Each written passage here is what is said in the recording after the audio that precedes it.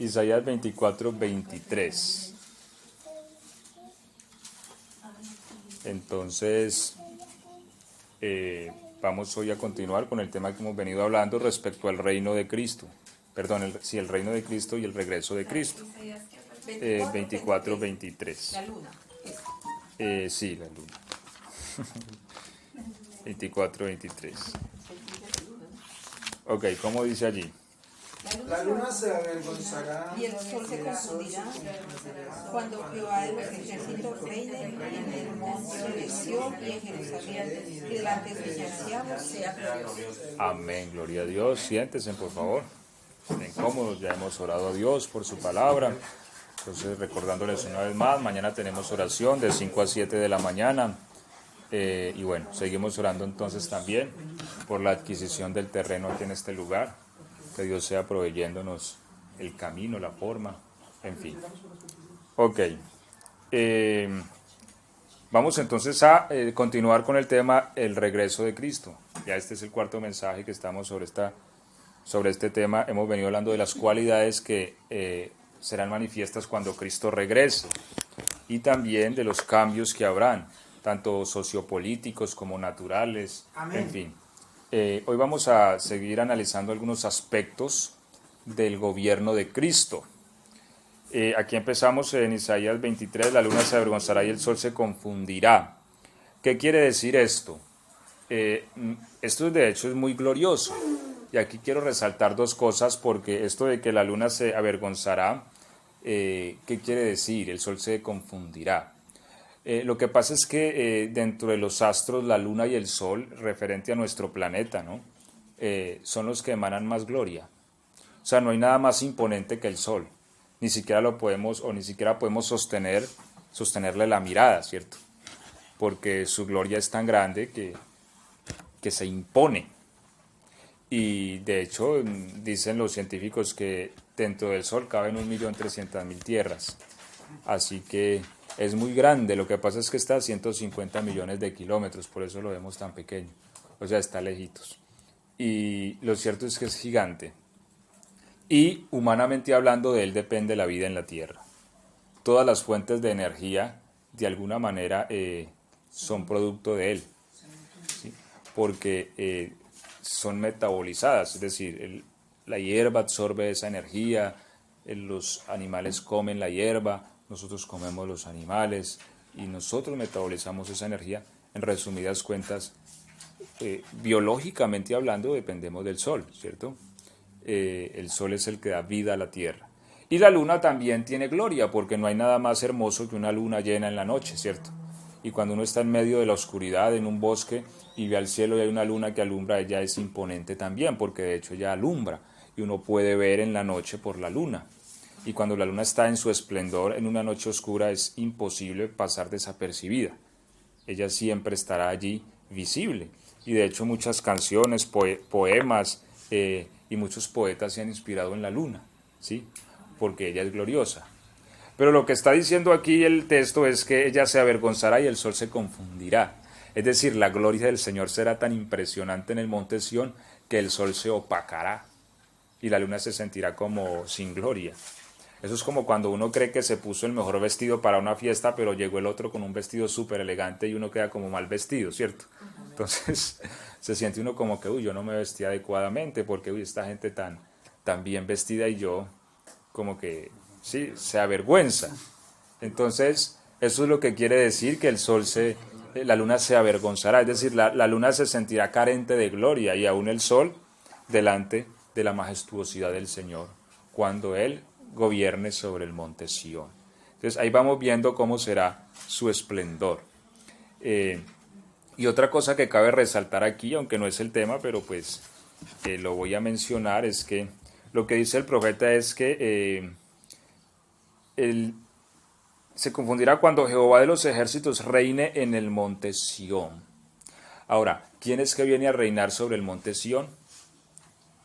Jesús, ¿cierto? Porque los ángeles le dijeron a los discípulos cuando él estaba siendo elevado al cielo, varones galileos, que miran, ese Jesús que está siendo llevado al cielo, asimismo vendrá. Amén. Entonces, entendemos que Jesús va a gobernar en el monte Sión. Sin embargo, el profeta dice cuando Jehová reine en el monte Sión. Ahora, esto nos hace entender que Jehová es Jesús, ¿cierto? Es decir, el Jehová del Antiguo Testamento es Jesús del Nuevo Testamento.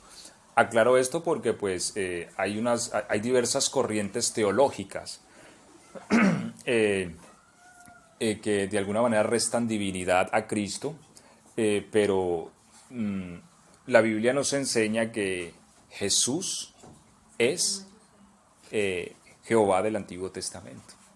De hecho, el profeta Isaías en el capítulo 53 dice, mas Jehová cargó en él el pecado de muchos, ¿cierto? Y bueno, no es el tema, pero lo voy a leer. Dice Isaías 53.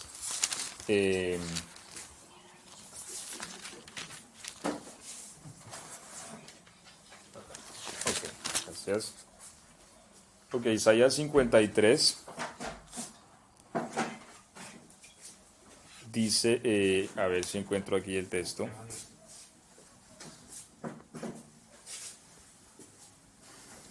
Bueno.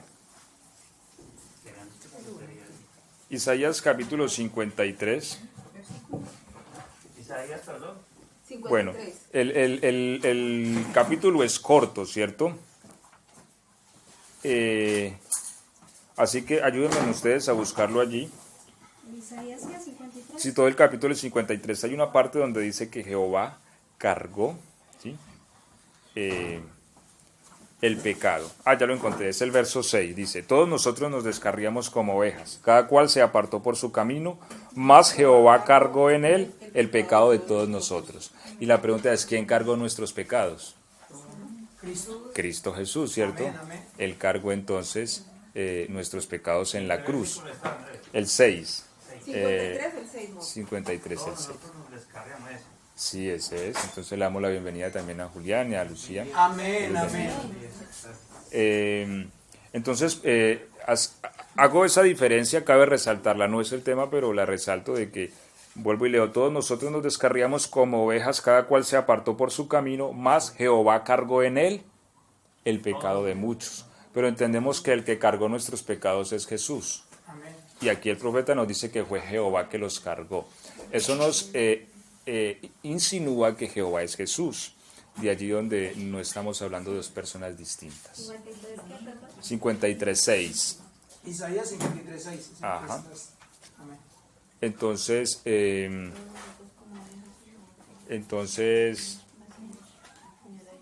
aclaro esto, ¿no? Bueno, volvemos al texto realmente donde iniciamos, Isaías 24:23. Y es que la luna se avergonzará y el sol se ocultará, dice el texto, confundirá, perdón, el día que Jehová reine sobre el monte Sión. Entonces esto habla de la gloria que tendrá el Señor en su reino. El día que Él establezca su gobierno sobre el monte Sión, de lo cual hemos venido hablando. El Señor Jesucristo será visible, ¿no? Porque, a veces entendemos como que cuando morimos y entramos en resurrección somos transparentes y nos van a tocar y pasa la mano derecha. No, eso no, o sea, eso es un concepto que nosotros nos imaginamos. La persona cuando resucita es tan visible y tan normal como la que vemos hoy día, ¿sí? Y eso lo vamos a hablar hoy en medio de la enseñanza, pero entonces vamos a hablar de algunos aspectos del gobierno de Cristo.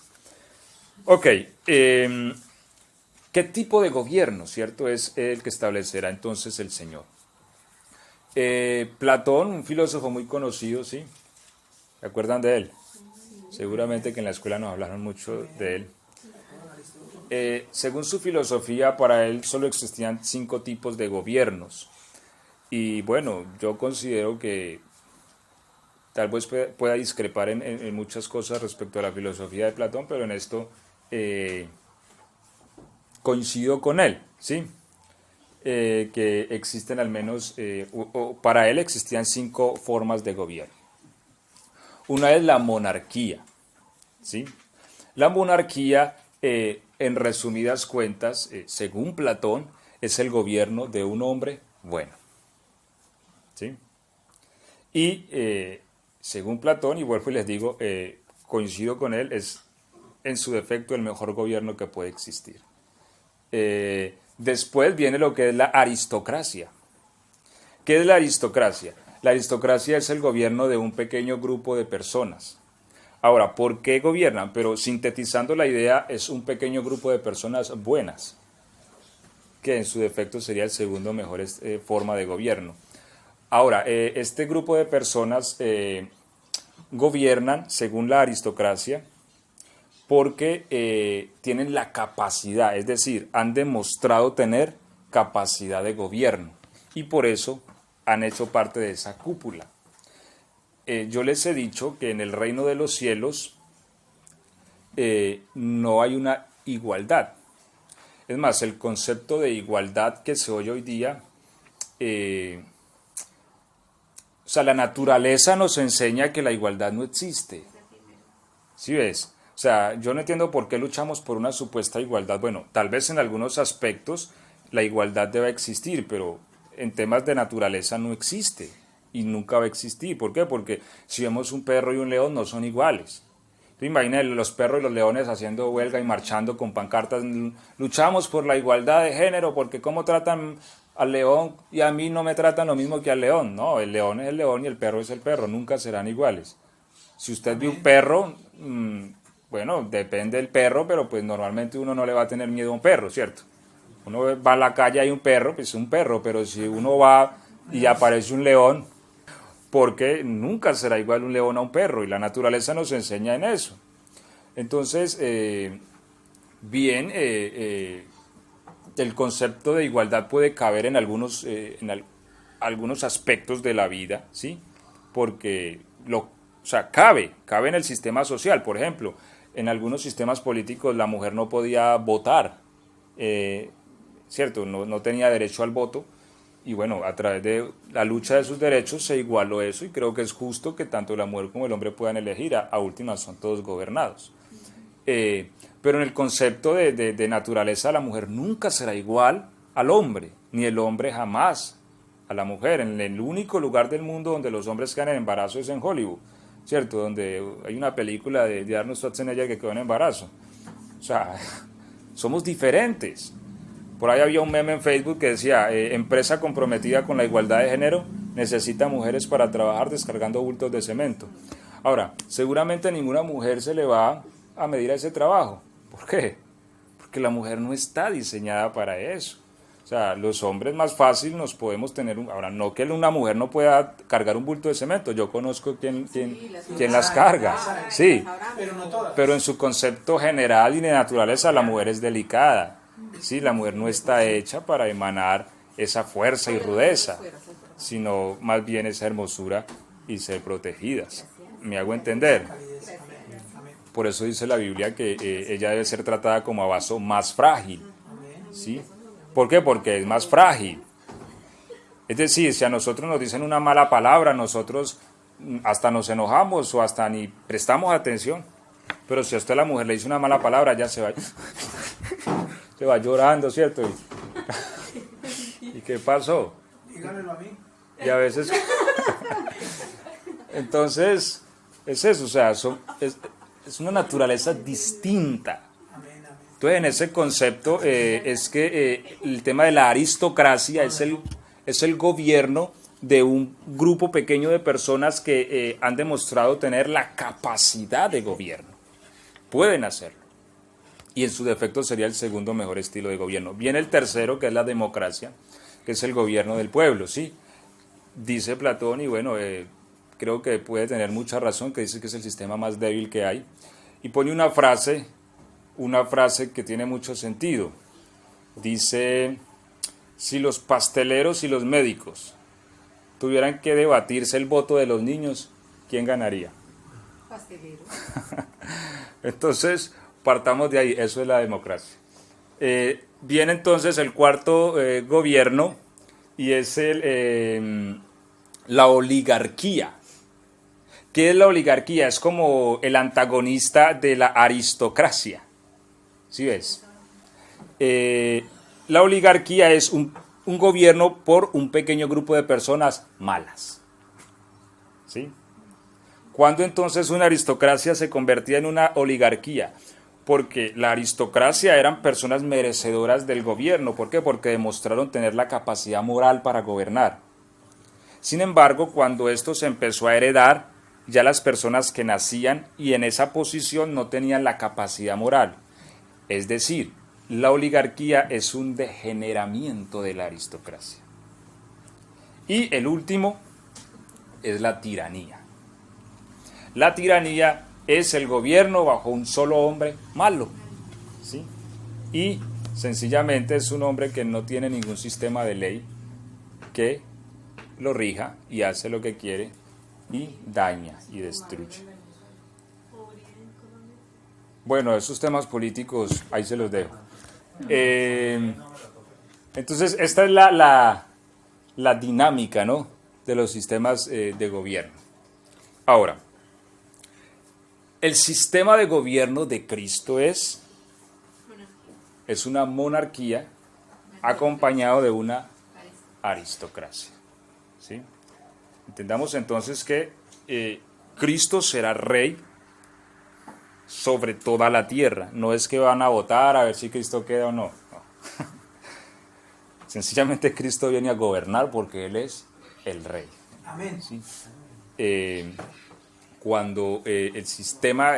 ahora, ¿por qué no hay una monarquía eficaz o una aristocracia realmente eficaz hoy día? Porque sencillamente encontrar una persona capaz de gobernar en justicia, difícil. Y la aristocracia pues también por la corrupción del hombre. Así que en este caso lo mejor que nos queda es la democracia, hablando en el sistema político, ¿no? Ahora. Pero cuando Cristo venga, Él establecerá una monarquía y una aristocracia. Entonces, partiendo de aquí, este es el sistema en el que Cristo va a gobernar, ¿sí? Él será rey sobre toda la tierra y habrá un grupo de personas que gobernarán con Él. Estas personas gobiernan porque son dignas. Es decir, en ellas se halló la capacidad de gobierno. ¿Cómo mide entonces Dios la capacidad de gobierno? Con la capacidad de administrar justicia. ¿Y eso dónde se logra? Hoy. Cuando una persona es capaz de administrar justicia, cuando una persona puede entonces vivir según la orden de Dios, entonces, porque hay que entender que para tener autoridad es importante haber aprendido a estar bajo autoridad, ¿cierto? Porque muchas veces se quiere tener autoridad pero no obedecerle a nadie, y ahí es donde tampoco funciona. Entonces, si nosotros queremos que Cristo nos establezca en esa aristocracia, lo que nosotros debemos hacer también hoy es aprender a obedecerle a Él y estar siempre subordinados, ¿sí?, a su palabra, a su gobierno, a establecer justicia, a sobreponernos a la corrupción. Y para eso tenemos a Cristo adentro. Es decir, el hombre que no tiene a Cristo adentro le es imposible lograr esa medida. Pero nosotros los cristianos que tenemos a Cristo podemos superponernos a la corrupción en todos sus aspectos, como lo es el cohecho o como lo es sencillamente el soborno o en fin, cualquier otro tipo de corrupción de los que vemos en este mundo. Entonces, hoy día es el entrenamiento, ¿cierto? Y uno de los ejercicios más grandes para poder hacer parte de esa aristocracia que Cristo nos enseñó se llama la autohumillación. Es decir, la capacidad misma de humillarme. Y sencillamente hay una ley y es que si yo no me humillo a mí mismo, otro viene y me humilla. Pero así es la vida. Entonces el punto es que nosotros aprendamos a autohumillarnos. ¿Qué es la autohumillación? La autohumillación es yo bajarme de una posición que me corresponde a una más baja. Básicamente es eso. ¿Cuál es el ejemplo de humillación más grande? Cristo. Siendo Dios sobre todas las cosas, descendió a las partes más profundas de la tierra, muerto. Entonces, esta es la escala máxima de humillación. ¿Por qué? Porque no hay un punto más alto que el trono de Dios, sino hay un punto más bajo que el Seol. Entonces, del punto más alto descendió al punto más bajo. No hay una escala más grande de autohumillación. Él cubrió todo el sistema métrico de la autohumillación.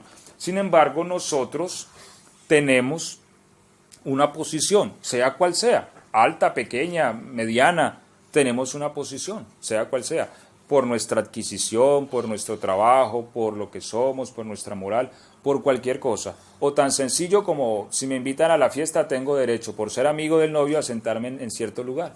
Pero lo que Cristo dijo fue que cuando vaya a esa fiesta, no me busque, no me siente allá, siéntese atrás, dijo el Señor, y así cuando venga el amigo tuyo te dirá, ven, hazte más adelante, y serás exaltado en público.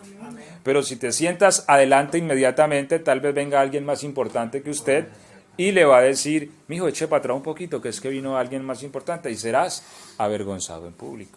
¿Sí? Entonces, el ejercicio más grande para hacer parte de la aristocracia es la autohumillación. Entonces, sencillamente dejar de estar peleando por lo que nos corresponde. Por eso Cristo dijo, si alguien te hiere la mejilla, ponle la otra. Si te ponía pleito por la capa, pues dele la túnica. Si alguien te obliga a llevar carga una milla, ve con el 2. Y les explico esto, porque esto fue escrito en tiempos del contexto romano, ¿cierto? Israel estaba bajo el imperio romano y la ley decía que si un soldado romano iba y se encontraba un judío, le podía obligar a llevar su cargamento una milla. Por eso Cristo dijo, si alguien te obliga a llevar carga una milla, y es que el soldado iba con su equipaje y lo que hacía, bueno, judío, venga, y le pasaba una milla.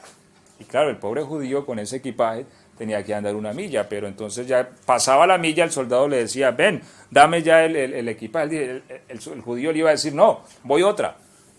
¿Ve? ¿Y este qué? No, lo que pasa es que soy cristiano. Y ahí comienza a predicarle el evangelio. Entonces, allí es donde Cristo nos dice, no luchemos por lo nuestro, autohumillémonos. ¿Sí? Es que yo puedo vivir en tales condiciones, pero no voy a vivir en estas otras por el reino. ¿Me hago entender? Amén. Ok, entonces, primer punto es, el reino de Cristo es una... ¿A qué? Y una monarquía y una aristocracia. Una monarquía porque tenemos un solo rey, a Cristo, y una aristocracia porque va a poner también reyes sobre la tierra, que es un grupo selecto de personas que están acondicionadas por haber desarrollado justicia para gobernar. ¿Ok? Bueno, continuamos entonces. Otros aspectos respecto al regreso de Cristo.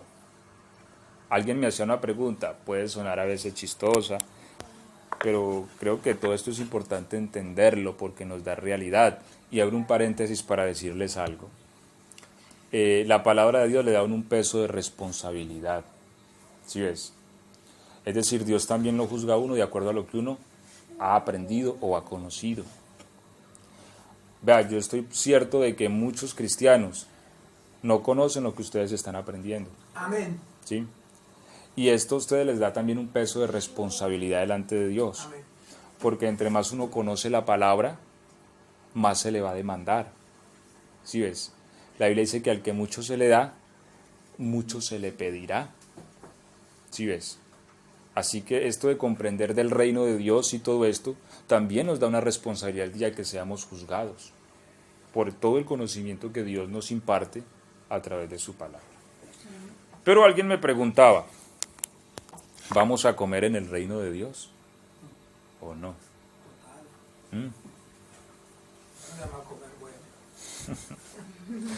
Ok, vamos a ir leyendo algunos textos. Lucas 22, 18, mientras alguien más me busca Salmo 78, 25. Ajá, Lucas 22, 18, Salmo 78, 25. Ya lo tengo. 22, 18. ¿Cómo dice? El Salmo dice. El Lucas primero. Bueno, entonces. Porque os digo que no beberé más del fruto de la vid hasta que el reino de Dios venga. Ok. Salmo. Dice, pan de nobles comió el hombre, les envió comida hasta saciar. Ok. Les envió, perdón, comida hasta saciar. Tengamos esos dos textos ahí como partida. No volveré a tomar del fruto de la vid hasta que venga el reino de Dios. Amén. Bueno, sabemos que el fruto de la vid era el vino que procesaban los judíos de las uvas y que el Señor lo estaba tomando en la última cena, ¿cierto? Hace parte del alimento, es comida. Ahora, el Señor dice, no volveré a tomar hasta. Es decir, va a haber un tiempo en que no tomará. Eso indica el texto, ¿cierto? La gramática del texto. ¿Hasta qué? Hasta que venga el reino de Dios. Es decir, lo que nos está diciendo el Señor es que cuando venga el reino de Dios, volverá a tomar del fruto de la vid, ¿cierto? Aquí surge una pregunta, ¿comen los ángeles? Claro, de hecho creo que la versión de allí, del Salmo 78, 25, la Dios ha hablado, dice pan de ángeles comió el hombre. La Reina Valera dice pan de nobles. Pan de nobles, sí. Salmo 78, 25. Pero la mayoría de versiones traducen esto como pan de ángeles comió el hombre. ¿Esto dónde sucedió? En el desierto. El maná no fue algo que Dios inventó para sostener el pueblo de Israel. El maná es comida de ángeles. Es decir, los ángeles también comen. Es que nosotros,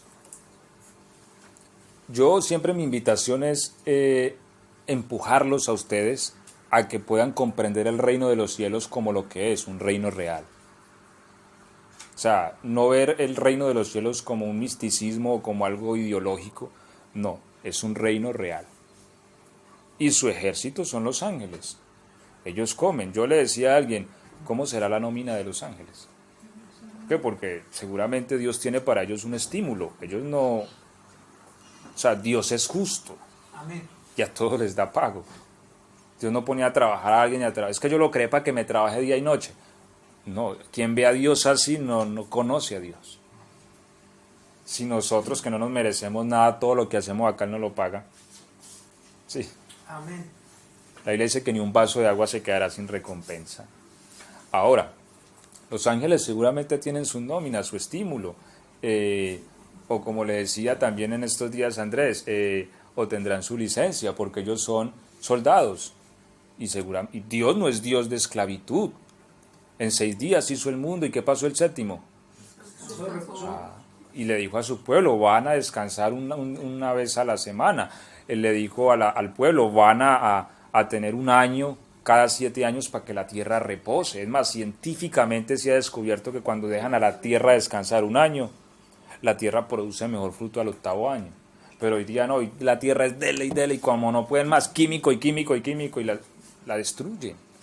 ¿Sí? Entonces todo necesita reposar, inclusive los ángeles. Es que ellos son espíritus, no, pero Dios también les da reposo. Dios es espíritu y reposo al 7º día. Amén. Amén. Entonces los ángeles tendrán su momento de licencia, de que bueno, mijo, voy a ver a qué planeta se va y se dispersa un rato y eso sí lo esperamos el lunes porque... Amén. Sí, seguro. Y créanme que cuando ya entremos en esta realidad y entendamos bien y veamos cómo funciona todo esto, vamos a ver cómo son las cosas. Ahora, ellos también comen. Y aquí nos dice la Biblia en el Salmo 78 que lo que Dios hizo fue darle la comida de los ángeles a los hombres. Y aún así, ¿qué dijeron los hombres? Estamos cansados de este pan mozo, ay, Señor. Sí. Y por eso Dios se enojó. Queremos carne, este pan maluco. Empezaron a hablar, ¿cierto? Y el Señor les dijo, listo, carne les voy a dar. Ahí les mandó entonces codornices. Y comiendo las codornices se encendió la ira del Señor y empezó a matar gente. ¿Por qué? Porque a veces menospreciamos lo que el Señor nos está dando. Amén. ¿Sí? ¿Cuánto quisiéramos nosotros comer comida de ángeles, cierto? Así que realmente los seres espirituales también comen. Pastor, en el caso también de Elías, cuando se cansó también vino un ángel. Entonces mire, claro, le trajo una torta. Y esa torta no la hicieron en ninguna panadería de este mundo, ¿cierto? No, era una torta traída del cielo. Es decir, en el cielo hay tortas, miren. Ahora, ¿cuál es la diferencia? ¿Cuánto caminó Elías con esa torta? 40 días. ¿Ah? No, él se la comió toda. Come y bebe. Anduvo con ella, o sea, estuvo pues. O sea, le dio energías para ese tiempo ya. le dio energía para andar 40 días. Entonces, Nada, Elías con eso en el hombro. Con la torta en el bolso. imagínense ustedes, una tortica de esas le ahorraría uno Ay, qué rico. buen dinero en mercado, ¿cierto? Pero ¿cuánto vale también? Lo cierto es que, mire, los ángeles tienen alimentos y estos alimentos tienen una capacidad energética muy potente. No es como nuestros alimentos que uno come a las 8 de la mañana y a las 12 ya está tirando para la cocina. Sí. O sea, hay alimentos. Ahora, el caso pues de Elías y también en Abraham. Ahora, no solamente ellos tienen sus alimentos, sino que también inclusive pueden comer los nuestros. Y eso nos lo muestra Génesis 18:1 hasta el 8. Cuando 3 jóvenes, y aquí vemos aquí hay una teofanía de Cristo. Génesis 18:1 hasta el 8.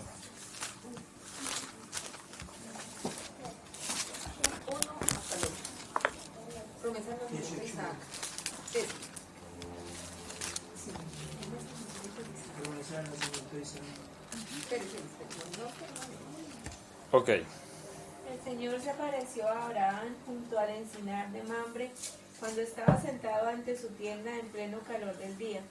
Alzó los ojos y vio a 3 hombres de pie delante de él. Al verlos corrió a su encuentro desde la puerta de la tienda. Se postró en tierra y dijo: Mi Señor, por favor, si he hallado gracia a tus ojos, no pases sin detenerte con tu siervo. Os traeremos agua, os lavaréis los pies y reposaréis a la sombra de este árbol.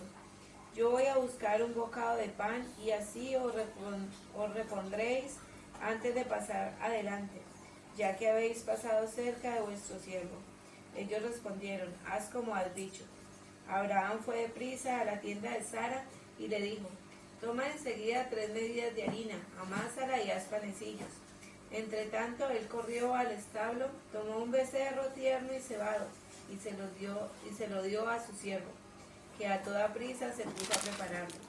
Tomó después manteca y leche y el becerro ya aderezado y se lo presentó a ellos. Él se quedó de pie junto a ellos bajo el árbol mientras comían. Ellos le preguntaron: ¿dónde está Sara, tu mujer? Y él respondió: No, hasta ahí ya. Mientras comían. Es decir que comieron, ¿cierto? Y también aclaro otra cosa aquí, porque mire que aparecen cuántos varones.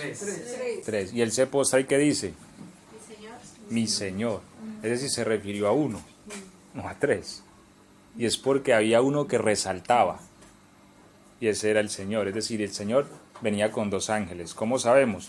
Porque la Biblia dice que el Señor que Abraham quedó delante de Jehová y 2 ángeles se fueron a destruir Sodoma. Que eso está entonces en el verso que sigue. Luego llegaron pues los 2 ángeles. Es decir, con el Señor venían 2 ángeles. Sí, porque también he escuchado que era la Trinidad allí, el Padre, el Hijo y el Espíritu, pero si continuamos leyendo y analizando, no podemos forzar a la Biblia a decir algo que no está diciendo. Realmente dice que 2 ángeles fueron los que fueron a destruir a Sodoma, pero eran 3, y Abraham llamó Señor porque había uno, y el texto sigue diciendo que Abraham quedó delante del Señor mientras intercedía por Sodoma. Así que no solamente el Señor comió, sino que también los 2 ángeles que venían con él comieron de lo que les preparó Abraham. Así que ellos también pueden comer lo que nosotros comemos, ¿sí? Vamos a tocar otros textos más. Lucas 24:36 al 43. Y esto como para ir viendo bíblicamente, ¿no? Para que no creamos que de pronto es algo que yo les estoy diciendo, no, es que dice la Biblia. Lucas 24, 36, 43. Jesús aparece a los discípulos 6, Sí. 36. Dice, mientras ellos aún hablaban de estas cosas, Jesús se puso en medio de ellos y les dijo, paz a vosotros. Hasta el 43. Entonces, espantados y atemorizados, pensaban que veían espíritu. Pero él les dijo, ¿por qué estáis turbados y vienen a vuestro corazón estos pensamientos? Mira mis manos, mira mis pies, que yo mismo soy, palpad y ved, porque un espíritu no tiene carne ni huesos como veis que yo tengo. Y diciendo esto les mostró las manos y los pies. Y como todavía ellos de gozo no le creían y estaban maravillados, les dijo, ¿tenéis aquí algo de comer? Entonces le dieron parte de un pez asado y un panal de miel. Y él lo tomó y comió delante de ellos. Ok. Aquí vemos entonces a Jesús resucitado, ¿cierto? Y en Corintios, ahorita lo vamos a leer, 15:48 dice que tal es el terrenal, tal los terrenales, tal el espiritual, tal los espirituales. Y la Biblia también dice en Corintios que Cristo es las primicias de la resurrección. Es decir, tal como Cristo resucitó, resucitaremos nosotros. Y Cristo resucitó y dijo, tóquenme. ¿Ustedes creen que es que yo soy un espíritu que... Venga, tóquenme, vea. Tomad, venga. Es más, ¿tienen algo para comer? Alguien sacó por allá entonces miel, y cierto. Y pescado y comió delante de ellos. Es decir, el hecho de que entremos en resurrección, entonces no vamos a necesitar comer, no, vamos a comer, claro que sí, vamos a comer, o sea, porque en la comida también hay un placer, ¿sí? O sea, Dios así lo hizo. Si Dios hubiera podido omitir las papilas gustativas y todo eso que tenemos en la lengua, y sencillamente, porque a uno a veces le echa comida a un perro y uno hasta le da tristeza porque traga entero y, pero este no disfruta la comida, ¿cierto? Es decir, la comida se saborea, se disfruta. ¿Y cuánta variedad de comida hay en el mundo? Mire, yo paso a ver, yo a veces entro en una dietética y yo mido tanta cosa que yo digo, ¿y qué se hará con todo esto? Que esto, que aquello, que lo otro. O sea, ¿qué harán en la cocina con todo eso, cierto? Porque todo eso produce un sabor diferente. Entonces, nosotros no solamente comemos para sostenernos, sino que también Dios quiere que nosotros disfrutemos la comida. Por eso nos dio todos esos elementos de percepción. Todo eso que lo salado, que lo amargo, que sí. Entonces, todos esos elementos están hechos allí para que haya un disfrute de la comida, para que haya también entonces un placer a la hora de comer y no solamente tragar y tragar como un animal que no disfruta la comida. ¿Sí me hago entender? Entonces, si esta vida sostiene esos placeres, bueno, lo que nos muestra la palabra del Señor es que aún en resurrección también se come y se puede entonces disfrutar de los alimentos. De hecho, ¿qué nos dice el texto que leíamos ahora 8 días de Isaías? Comeréis las riquezas de las naciones, ¿cierto? Lucas 13:29.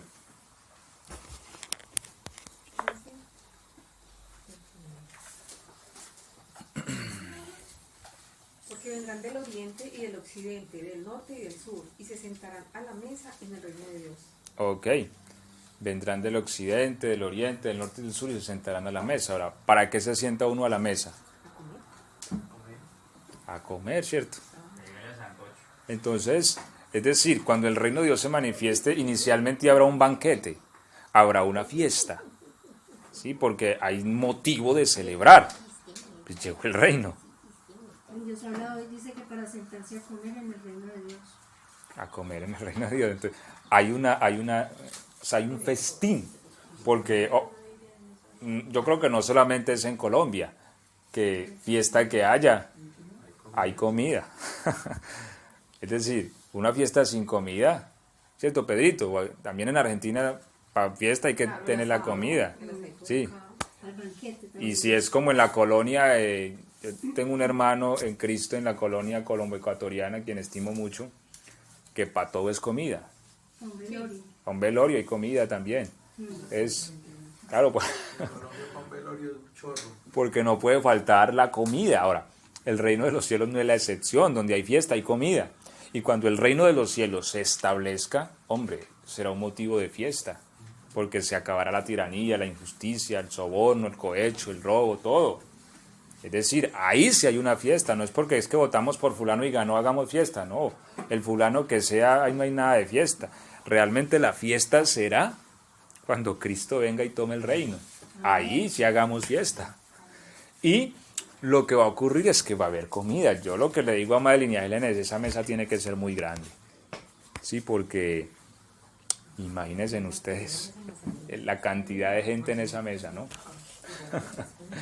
Pero bueno, seguramente que allá estaremos con la ayuda del Señor. Amén. Y Mateo 4:4 dice, no solo de pan vivirá el hombre, sino de toda palabra que sale de la boca del Señor. ¿Y esto qué quiere decir? Que aunque vamos a disfrutar de los alimentos, que aunque vamos a poder comer en el reino, no necesariamente nuestra vida dependerá de ello, como hoy día.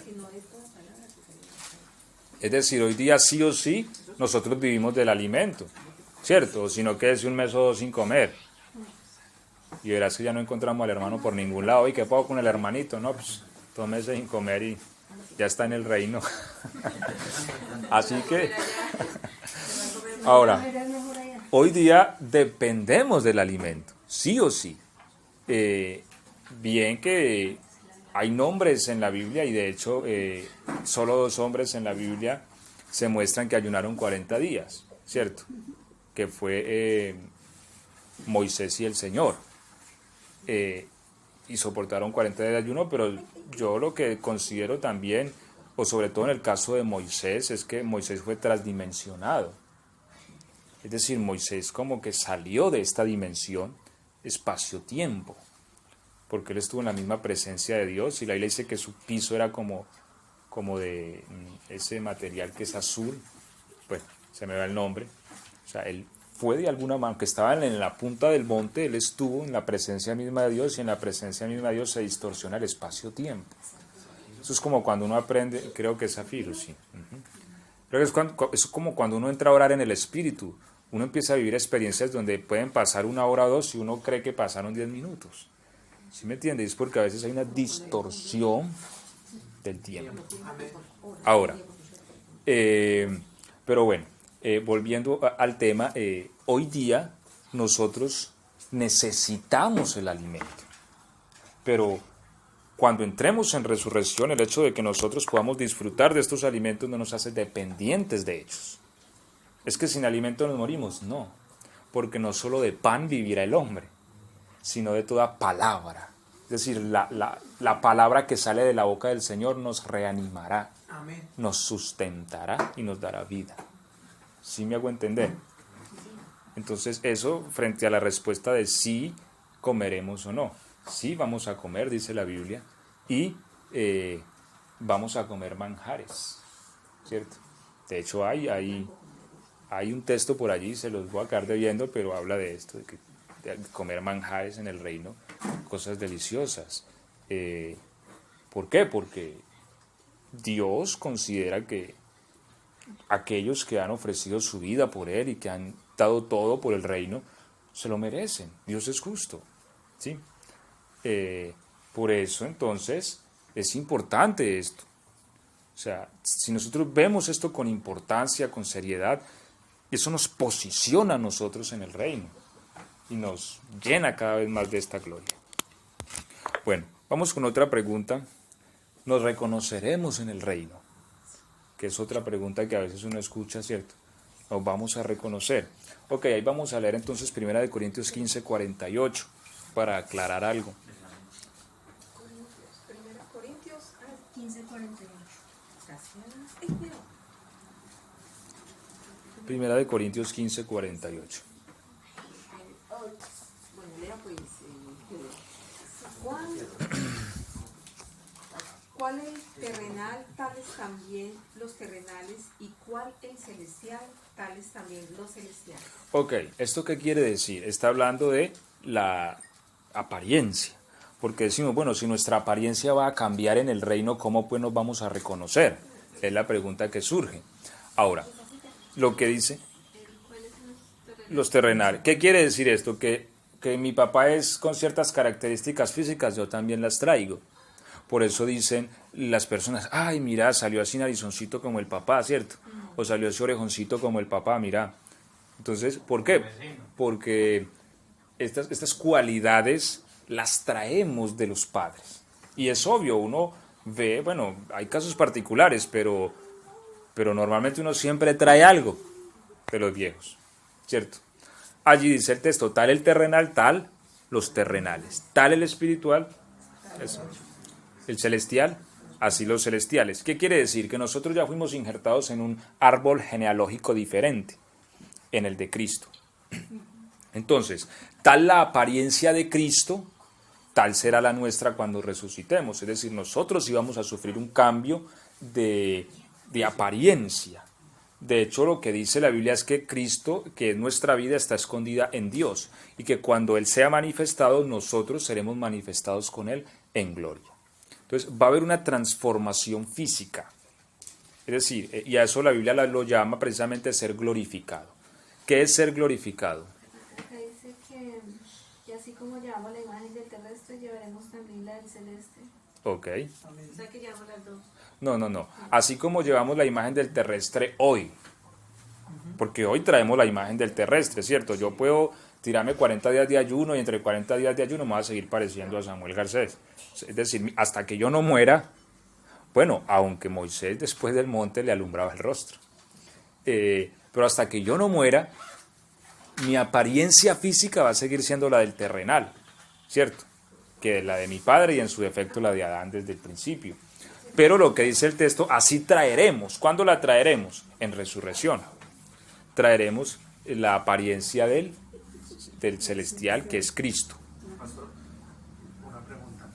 Cuando nosotros, o sea, cuando uno muera y bueno, cuando resucitemos, ¿volveremos a encontrarnos con nuestros seres queridos y los reconoceremos o ya no? O como ya uno, pastor dice que seremos otros físicamente, entonces ya uno no se va a conocer. Eso lo voy a aclarar. Listo. Bueno, aunque hay que tener en cuenta algo, que la resurrección está dividida en dos, ¿no? Sí. Los que son de Cristo en su regreso y los que no son de Cristo al final del reino. Es decir, hay dos sectores de resurrección. Si un familiar mío murió en Cristo, resucitará cuando el reino venga, si no, resucitará al final, ¿cierto? Entonces, son dos aspectos de la resurrección. Ok.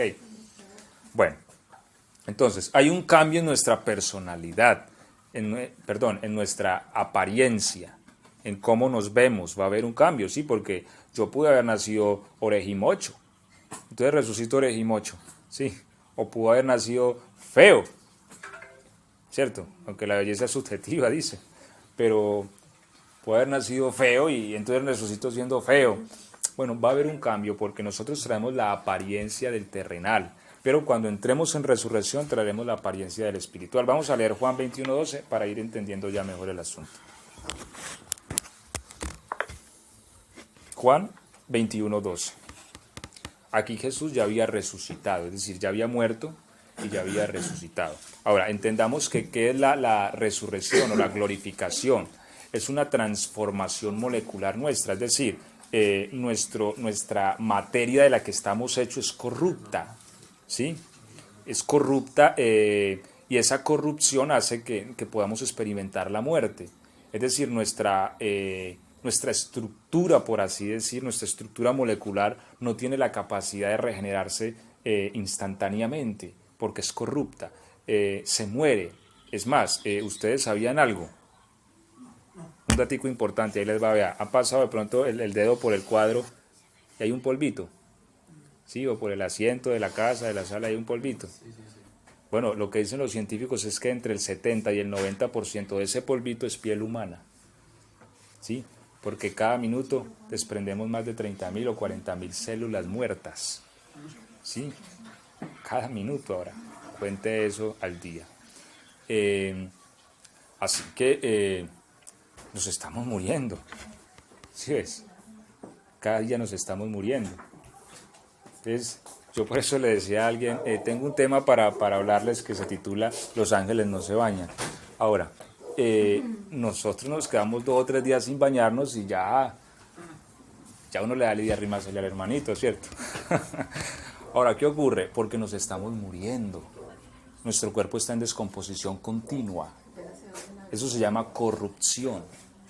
Ahora, un cuerpo incorrupto es aquel que no se descompone. Puede permanecer en un estado eterno. Así que en ese orden de ideas ni siquiera tenemos necesidad de bañarnos, ¿sí? Porque es que las células no se mueren, no se descomponen. ¿Me hago entender? Eso es entrar en la gloria, entrar en la resurrección. No es que yo sea transparente y que no me puedan ver, no, o sea, sí me hago entender la idea, o sea, entrar en un sistema incorrupto donde si un tiro me atraviesa, inclusive mi cuerpo tiene la capacidad de autorregenerarse al instante, ¿sí? La corrupción no lo puede afectar. Ok, bueno, entonces como dice Juan 21:12. Les dijo Jesús, venid, comed, y ninguno de los discípulos se atrevía a preguntarle, ¿tú quién eres? Sabiendo que era el Señor. Ok, analicemos que aquí hay una paradoja, mire. Esto pasó cuando el Señor resucitó. Él se les apareció en la playa a la madrugada y empezó a asar un pescado allí. Y los discípulos lo vieron. Y cuando lo vieron, pues Él les invita ahí a desayunar. Y lo que dice la Biblia es que no se atrevían a preguntarle quién era, porque sabían que era el Señor. Si notan la paradoja, ¿por qué? ¿Cómo así que no se atrevían a preguntarle quién era?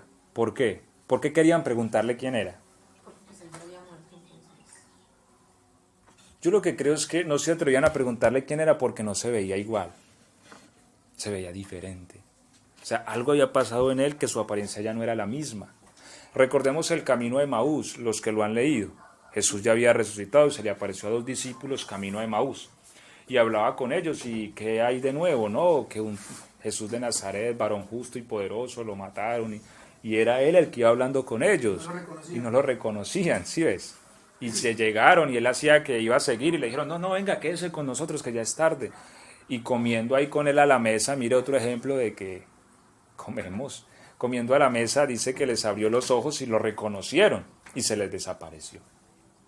Entonces, ¿qué ocurre con un cuerpo que ya entra en esta dimensión?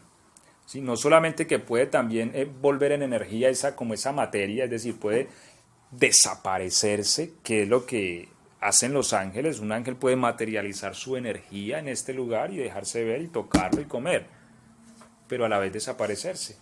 ¿Sí? Es porque se tiene un control sobre cada átomo del cuerpo y este puede traspasar una pared, porque se puede transformar esa materia en energía, que es lo que la ciencia hace o busca hacer, sino que la única forma que ha entendido de hacerlo es a través de la fusión o fisión atómica. Para eso necesita alcanzar temperaturas muy altas y así es que inventan las bombas. Sin embargo, en el mundo espiritual vemos que los seres espirituales pueden hacer esto sin necesidad de una explosión y ¡boom! ¿Sí? Eso es lo que le pasará a nuestro cuerpo. O sea, recordemos que Dios custodia la ciencia y la Biblia dice que Él es el que da ciencia al hombre. Y el hombre se jacta de saber y lo que hace es que omite a Dios de su vida. Dios no existe porque nosotros sabemos esto. Si hay algo de lo que el hombre se debe jactar de que sabe, ¿sabe cuál es? La Biblia dice que el que está vivo sabe que ha de morir. Ya. ¿En qué se debe basar nuestra jactancia de que sabemos algo? En que nos vamos a morir. Porque eso sí lo sabemos. Sí o sí, 10 de cada 10 se muere. Ok. Bueno. Entonces, ahora, hay una paradoja allí. Cristo ha sufrido un cambio. Él ya no se ve igual. Por eso ellos querían como decir quién eres, porque él no se veía igual. Pero sabían que era el Señor. ¿Por qué sabían que era el Señor? Y aquí es donde va entonces la pregunta para responder a lo que me preguntaba Julián. Mateo entonces 17:4. Vamos a leer allí. Y alguien por ahí me va buscando Mateo 8:11 y lo tenemos pendiente para leer y empezar entonces a concluir. 17:4, ¿cómo dice? Entonces Pedro dijo a Jesús, Señor, bueno es para nosotros que estemos aquí, si quieres hagamos aquí 3 enramadas, una para ti, otra para Moisés y otra para Elías. Esto sucedió en el monte de la transfiguración. ¿Qué ocurrió allí? Jesús se fue con Pedro, Jacobo y Juan y los llevó hasta el monte. Dice la Biblia que cuando estaba allí con ellos, Jesús se transformó. Él estaba todavía en la tierra, no había muerto. Se transformó y empezó a emitir destellos de luz. Y su ropa se puso, dice la Biblia, tan blanca que ningún detergente, pues ni Blancox lo podía hacer así. Entonces empezó a brillar. Y dice que se le aparecieron Moisés y Elías, ¿cierto? Ahora sabemos que Moisés está muerto, Elías no. Elías fue transdimensionado también. Por eso Elías sigue vivo hoy día. Pero Moisés vino en el espíritu, Moisés, y hablaba con él. Pero ¿cuál es la pregunta aquí? Que Pedro no tuvo tiempo de tener una charla con Jesús y decirle, maestro, entrevístanos a los invitados, ¿quiénes son? No. Él dijo, Señor, es bueno para nosotros estar aquí. Ellos estaban anonadados. Ellos como que no estaban en los 5 sentidos, estaban como emocionados. Hagamos 3 enramadas, imagina, hasta se olvidó de Pedro, Jacobo y de Jacobo, de Juan y de él. Hubiera dicho, hagamos 6. Hagamos 3, una para ti, otra para Elías, otra para Moisés. La pregunta es, Moisés había muerto casi 1500 años atrás. ¿Cómo sabía Pedro que ese era Moisés? ¿Y cómo sabía que ese era Elías? ¿Sí? Si nunca los habían visto. Y aquí es donde entra algo que debemos entender. Nosotros somos seres que tienen particularidades, es decir, no solamente la huella dactilar o el iris del ojo o nuestra voz son cosas únicas nuestras. Todo el ser es único, aún nuestro espíritu y nuestra alma. A ver, en los dones del espíritu hay algo que se llama discernimiento espiritual. ¿Qué es discernimiento espiritual?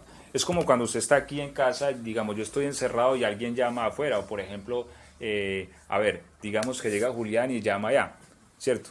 Yo no lo he visto, pero yo sé que es Julián, ¿sí? Porque yo discierno su voz.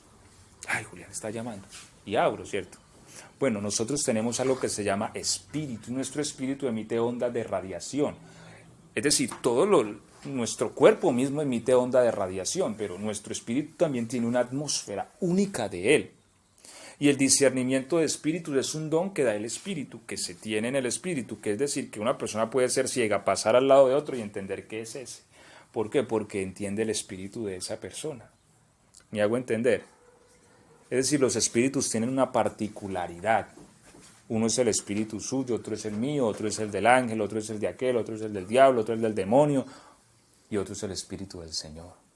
Nosotros nunca hemos visto al Señor, pero cuando el Señor empieza a moverse entre nosotros, nosotros sabemos que es el Señor. Y nosotros no lo hemos visto, ¿cierto? Amén. Pero porque nuestro espíritu aprendió a discernir la onda que emite el Señor. Y es una onda tan única y particular que nosotros sabemos que es el Señor y no es otro nadie más. ¿Sí ves? O cuando uno está acostado en la cama y siente como miedo, como que hay algo ahí parado. Y es porque hay un espíritu inmundo, un espíritu de demonio que emite una onda oscura o maligna. Y uno la está percibiendo. Y aunque uno lo conoce particularmente quién es, porque hay muchos, pero sabe que hay alguien ahí. Pastor, y también el alma y el espíritu conocen a su creador, siempre a su creador, ¿no? Claro, entonces en esa dimensión espiritual nosotros somos únicos y nuestro espíritu será más intenso cuando resucitemos. Así que nosotros nos conoceremos por el espíritu. Es decir, ellos veían al Señor ahí, su cuerpo había sufrido una transformación, pero ellos entendían su presencia, ellos sabían que era el Señor, percibían su presencia, aunque ellos no se atrevían a preguntar quién era, porque lo veían como diferente, como que algo le ocurrió, pero sabían que era el Señor. Entonces, en resurrección, nosotros nos vamos a conocer. El hecho de que nuestro cuerpo sufra un cambio y una transformación, nuestro espíritu emitirá la onda misma que siempre ha emitido. Y entenderemos que, ese es fulano, miran a Sultano, mira, este era el que se las tiraba mira dónde lo pusieron. Sí. Mira la viejita, mira, es que reina de Argentina. Claro, por eso dice la Biblia, los primeros serán postreros y los postreros primeros. Nos vamos a sorprender de que muchos de que eran, se las creían de a mucho, los pongan en la cola. y el que estaba supuestamente en la cola aquí, lo pongan en lugares de gloria y de honra. Porque escrito está. Escrito está, los primeros serán postreros, los postreros primeros. Así que habrán sorpresas y no tiene ningún sentido. Todos en resurrección, ve quién será este, mira, ve este. ¿Quién será aquel? Mira esa barbita tan bonita, ve y aquel. No. La Biblia nos enseña que el que en secreto hace las cosas en público es recompensado. Amén. Entonces, Dios es Dios de justicia. Y el que hace lo malo públicamente será avergonzado, y el que hace lo bueno públicamente será exaltado. ¿Y de qué vale que públicamente me exalten si nadie me conoce, yo no conozco a nadie? No tiene sentido, ¿sí? Entonces, habrá conocimiento. Que nos va a tocar conocer a muchos más, sí, porque no los conocemos. Yo no conozco a muchos cristianos que han muerto en siglos pasados. Pues bueno, los vamos a conocer y vamos a entender nuestra relación con ellos. Pero los que sí conocemos hoy los conoceremos en resurrección, ¿sí? Y otra cosa, es importante aclarar. Entonces, voy a ver a mi papá, a mi mamá, a mi abuelo. A ver, es importante entender que esas relaciones son terrenales. En el momento en que yo experimento la muerte, se desliga. Y cuando entro en resurrección, el sistema emocional que me va a gobernar ya no va a ser ese. Es decir, las emociones humanas es que es mi papá. No, de hecho, Cristo no vivía en esa onda. Mira, aunque estaba en la tierra, él no vivía en esa onda. Señor, tu madre te busca y tus hermanos. Mi madre y mis hermanos, ¿quiénes son mi madre y mis hermanos? Véalos acá, vea, estos son mi madre y mis hermanos. Uno podría juzgar y decir, oiga, pero ese muchacho tan mal hijo, ¿cierto? La mamá ya ahí. O sea, pero él no vivía en esa onda de que, ay, mi mamita, mi papito, no, él vivía en la onda del espíritu. Y la onda en el espíritu es que, No hay apego. o sea, sí hay apegos, pero no son en base a las relaciones humanas, porque las relaciones humanas son contaminadas y malignas. Me explico. Una madre por amor a su hijo le alcahuetea, ¿cierto? ¿Entiende esa palabra, Pedrito? ¿Sí? Cosas que no debería. Lo banca. Entonces, lo banca. Ok. Entonces, y es porque lo quiere, ¿cierto? O sea, hacemos cosas indebidas. Otro porque ama a la novia y no quiere estar con él, se pega un tiro o se tira del viaducto. Entonces, allí es donde ese sentimiento humano es maligno, no es bueno del todo. Ahora, lo que hará Dios es quitarlo para siempre y poner el sentimiento del Espíritu. Y este sentimiento inclusive es más fuerte, pero es en sabiduría, en ciencia, y es real y es eterno y perpetuo, en una relación de hermanos. Amén. O sea, ya no será mi mamá, mi hermana. Ya no será mi hijo, mi hermano. Amén. O sea, será una sola familia de hermanos, siendo nuestro hermano mayor, Cristo. Amén. Sí, eso seremos en resurrección. No quiere decir que no haya, va a haber un sentimiento muy fuerte, ¿sí?, de hermanos, más que el que podemos experimentar hoy en vida con los hermanos, mucho más. Es más, hoy día lo experimentamos en el Espíritu. Yo le decía a Julián eso, de que uno en Cristo experimenta cosas que personas que no son nada de uno como que se enlaza a ellas. Amén. Y, ¿verdad? sí, es, y como que la relación se vuelve más fuerte que la de la misma familia, de la carne, sí es, porque entramos en esa dimensión. Y en resurrección lo que va a ocurrir es eso, muere ya para siempre las emociones que recibimos de Adán y de toda nuestra familia, y se establecen las emociones de Cristo. ¿Cuáles son las emociones? Una relación de hermanos y una familia que no tiene forma de contarse. La familia, un familión, pues, Amén. sí, de hermanos. Eso es el sistema, pero sí nos reconoceremos. ¿Me hago entender a la pregunta? ¿Sí? Bueno, denme 2 minuticos o 3 tal vez, o quizás 4 para concluir. Amén. 5 pues. Dele 6 para que tome 7. Entonces, porque ya me pasé 4. Pero 8, 11 de Mateo, por favor, y ahí vamos a leer 2 textos para concluir, por favor. Sí. 8:11. Mateo 8, 11.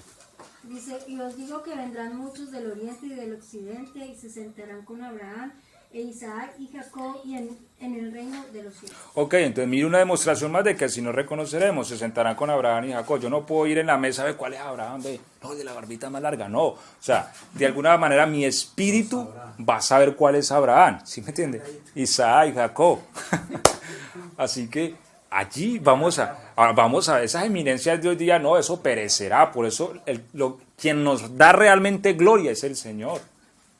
El Señor le dijo a Abraham, engrandeceré tu nombre, y hasta el día de hoy recordamos a Abraham, y cuando venga en resurrección va a estar ahí con los grandes, porque cuando Dios se engrandece, nuestra grandeza es eterna, pero cuando el hombre lo engrandece a uno, eso es de un día para otro, ¿sí? Entonces hay que buscar la grandeza que da el Señor, y vamos a estar con Abraham, Isaac, Jacob en la mesa. Este es Abraham, miran a Elías, miran a aquel, miran a Jonás, el de la ballena, sí, míralo. Sí. Entonces va a ser algo increíble, es algo maravilloso, o sea, tener estas eminencias allí, los profetas, todos los que le han servido a Cristo. ¿Ustedes quieren estar allí? Amén. Queremos estar allí, ¿sí ves? Así que por eso nosotros tenemos que darle realidad, seriedad, compromiso a todo el asunto del reino de los cielos. ¿Ok? Es que acá dice, pero los hijos del reino serán echados a las tinieblas de fuera, allí será el llanto y crujir de dientes. Bueno, eso es otro tema. Sí, ese es otro tema. Es decir, hay gente a la que inicialmente el reino era para ellos, pero no lo quisieron, así que, pero bueno. Isaías 4:5, aquí concluimos con otros aspectos que serán visibles dentro de la manifestación del gobierno de Cristo, y es que recuerden que cuando Israel hizo el tabernáculo en el desierto, ¿qué había sobre el tabernáculo? Isaías 4:5. ¿Una nube de qué? Sí. Dice, y creará Jehová sobre toda la morada del monte de Sión y sobre los lugares de sus convocaciones, nube y oscuridad de día, y de noche resplandor de fuego que eche llamas, porque sobre toda gloria habrá un dosel. Es decir, así como al principio cuando Dios estableció el pueblo de Israel en el desierto con el tabernáculo, había una nube gigante en el día para darle sombra y una nube de fuego en la noche, porque las temperaturas en el desierto en la noche son frías y heladas. Entonces calentaba en la noche y daba sombra de día. Ahora, eso era impetuoso y eso era intimidante. Por eso las naciones que de lejos veían ese campamento, de hecho Dios los hizo formar, y aquí cabe otra cuñita, ¿sí? O sea, Dios es Dios de orden. Amén. Dios los hizo formar militarmente. Me van a acampar así, hacia el sur tantos. Y claro, los campamentos estaban militarmente, eso era una disciplina, no era que cada uno como quería, como está allí, la tiendita allí, no, Él los hizo poner en orden. Y entonces era un orden, ¿sí? El tabernáculo y una nube de fuego en la noche. Entonces, claro, la gente que pasaba y veía de lejos se asustaba. Uy, ¿eso qué es? ¡Qué miedo! Pues el temor de ellos cayó sobre la tierra de Canaán. Ahora, lo que dice el Señor es que cuando Él vuelva y ponga su morada en el monte Sión, volverá a ocurrir esto. Habrá una gigante nube de fuego en la noche y una nube en el día para proteger del sol y para proteger de la noche. ¿Sí? Pero será una manifestación de su gloria allí en este lugar de Jerusalén, donde Él estará gobernando. Ok, bueno, vamos a terminar aquí y vamos a darle gracias a Dios por su palabra. ¿Alguna pregunta hasta allí?